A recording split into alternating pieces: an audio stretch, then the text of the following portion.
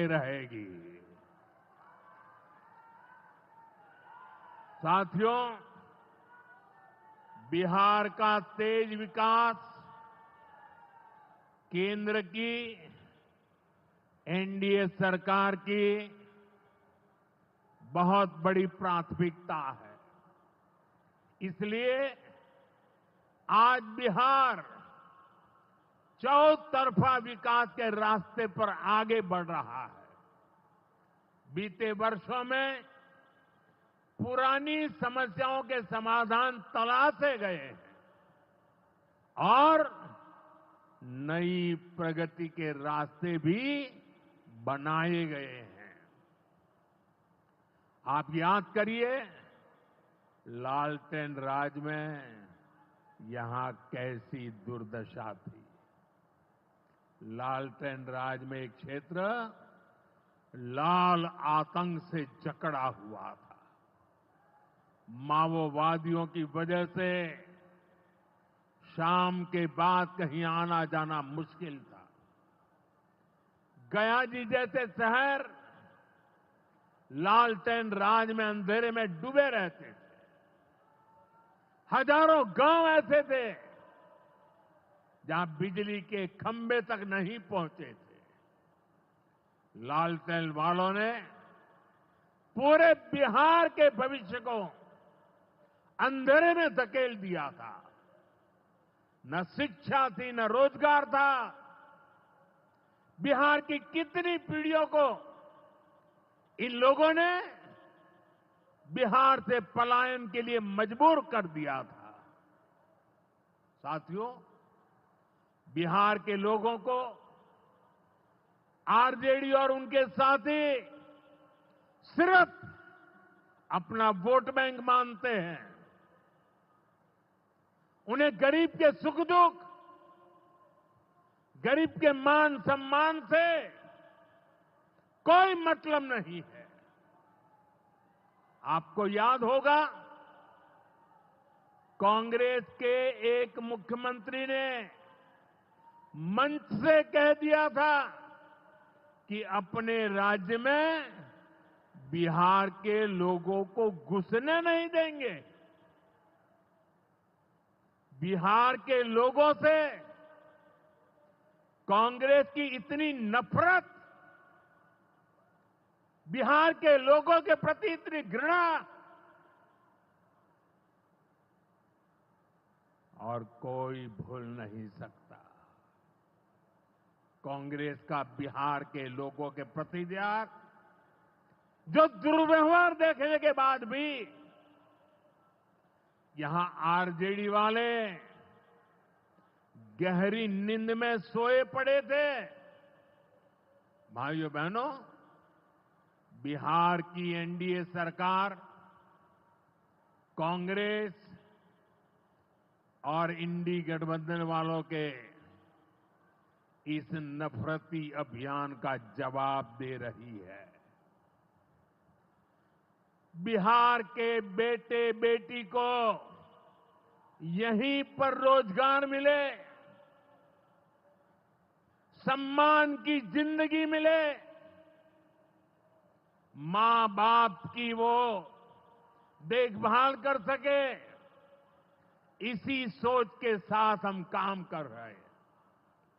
अब बिहार में बड़े बड़े प्रोजेक्ट बन रहे हैं। गया जी जिले के डोभी में बिहार का सबसे बड़ा इंडस्ट्रियल एरिया तैयार हो रहा है। गया जी में एक टेक्नोलॉजी सेंटर की स्थापना भी की जा रही है। आज ही यहां बक्सर थर्मल प्लांट का, पावर प्लांट का शुभारंभ भी हुआ है। कुछ ही महीने पहले मैंने औरंगाबाद में भी Nabinagar super thermal power project की आधारशिला रखी थी। भागलपुर के पीरपैंती में भी नया थर्मल पावर प्लांट बनेगा। इस पावर प्लांट से बिहार में बिजली की आपूर्ति बढ़ेगी। और आप सब जानते हैं, जब बिजली उत्पादन बढ़ता है तो क्या होता है?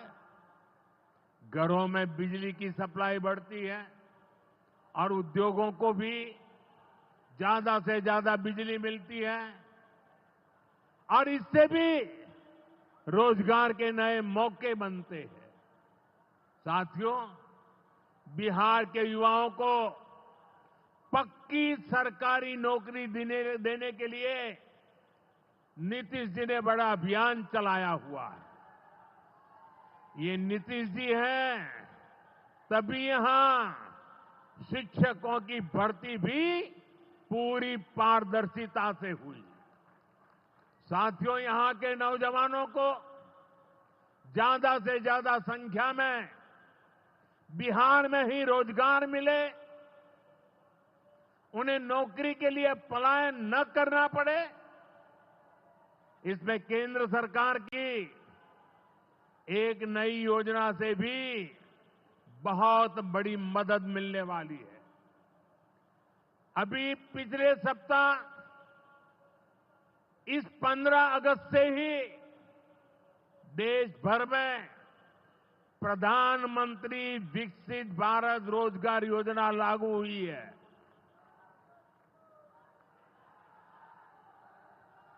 इसके तहत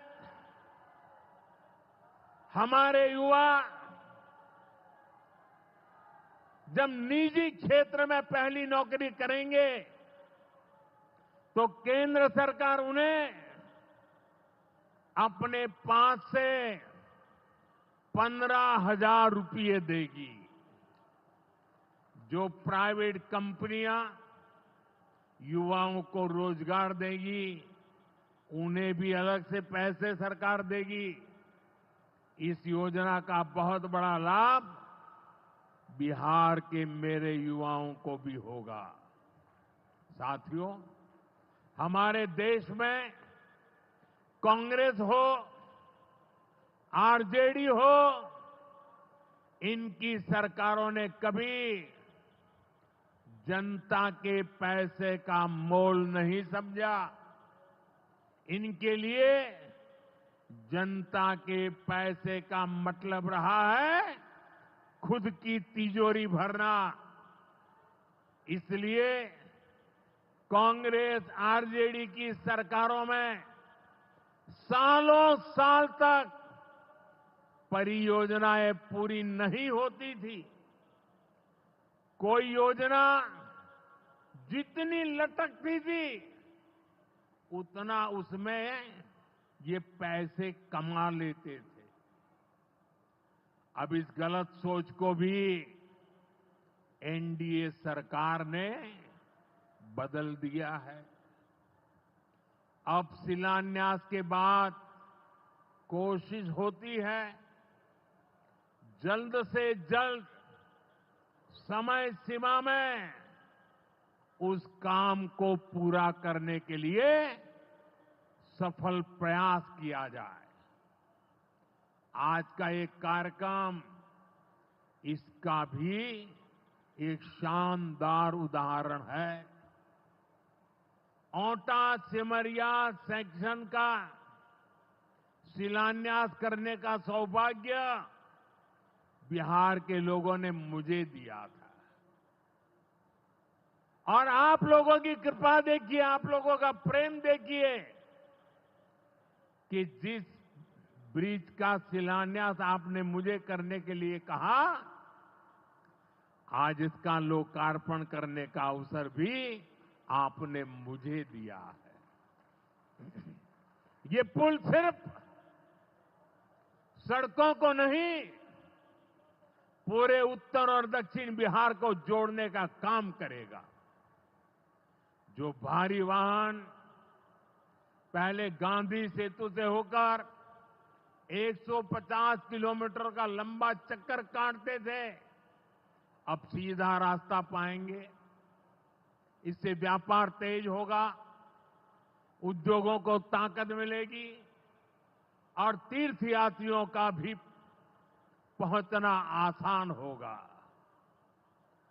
विकास के जिन प्रोजेक्ट की नींव एनडीए सरकार में रखी जाती है वो पूरा होकर रहेंगे, ये बात पक्की है। साथियों, एनडीए की डबल इंजन सरकार यहां रेलवे के विकास के लिए भी तेजी से काम कर रही है। अमृत भारत स्टेशन योजना के तहत गयाजी रेलवे स्टेशन को आधुनिक बनाया जा रहा है।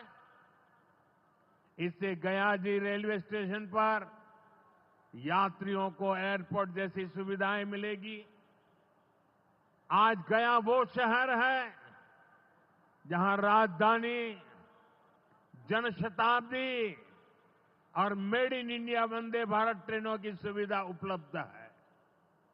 गया जी, सासाराम, प्रयागराज, कानपुर होते हुए दिल्ली तक सीधा कनेक्शन बिहार के युवाओं को, यहां के किसानों को, यहां के व्यापारियों के लिए नई संभावनाएं बना रहा है। भाइयों और बहनों, आपके आशीर्वाद से, देश के अटूट भरोसे के कारण साल 2014 में प्रधानमंत्री के तौर पर शुरू हुआ मेरा सेवा काल, ये सेवा काल निरंतर जारी है। इतने वर्षों में हमारी सरकार पर भ्रष्टाचार का एक भी दाग नहीं लगा। जबकि आजादी के बाद कांग्रेस की सरकारें जो 60-65 साल तक सरकार में रही है, उनके भ्रष्टाचार की लंबी लिस्ट है। आरजेडी का भ्रष्टाचार तो बिहार का बच्चा बच्चा जानता है। मेरा साफ मानना है कि भ्रष्टाचार के विरुद्ध लड़ाई को अगर अंजाम तक पहुंचाना है तो कोई भी कार्रवाई के दायरे से बाहर नहीं होना चाहिए। आप सोचिए, आज कानून है कि अगर किसी छोटे सरकारी कर्मचारी को 50 घंटे तक हिरासत में रख दिया तो अपने आप वो सस्पेंड हो जाता है। ड्राइवर हो, छोटा क्लार्क हो, प्यून हो, उसकी जिंदगी हमेशा हमेशा के लिए तबाह हो जाती है। लेकिन अगर कोई मुख्यमंत्री है, कोई मंत्री है, कोई प्रधानमंत्री है, तो वो जेल में रह करके भी सत्ता का सुख पा सकता है। ये कैसे हो सकता है? हमने कुछ समय पहले ही देखा है कि कैसे जेल से ही फाइलों पर साइन किए जा रहे थे, जेल से ही सरकारी आदेश निकाले जा रहे थे। नेताओं का अगर यही रवैया रहेगा तो ऐसे भ्रष्टाचार के विरुद्ध लड़ाई कैसे लड़ी जा सकती है? साथियों, संविधान हर जनप्रतिनिधि से ईमानदारी और पारदर्शिता की उम्मीद करता है। हम संविधान की मर्यादा को तार तार होते नहीं देख सकते। इसलिए एनडीए सरकार भ्रष्टाचार के खिलाफ एक ऐसा कानून लाई है जिसके दायरे में देश का प्रधानमंत्री भी है। इस कानून में मुख्यमंत्री और मंत्रियों को भी शामिल किया गया है। जब ये कानून बन जाएगा तो प्रधानमंत्री हो या मुख्यमंत्री या फिर कोई भी मंत्री, उसे